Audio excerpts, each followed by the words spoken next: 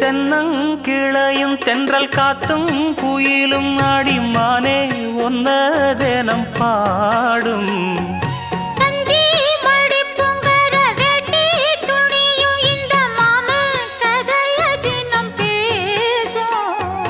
பொள்ளாச்சி சந்தையில கொண்டாந்த சிலையில சாயம் இன்னும்